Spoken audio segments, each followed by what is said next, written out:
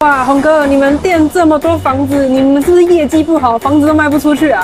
当然是错的啦！很多人会以为广告就是要在网络上曝光，叫做广告。店头上面所放的广告都是卖不掉的房子，这个观念是错误的。原因是因为在我们的店头里面，橱窗所放的广告就是所谓的精华案子，比如说独家销售的，或者是独特的，或者是特别便宜的，才会秀在我们的橱窗上面。因为若是我们的店头在精华的区域，就会有人潮，所以呢，在橱窗上面的广告就是最佳的曝光平台。那我这边有一个要刊登的物件，你可以帮我刊登吗？什么案子？你看，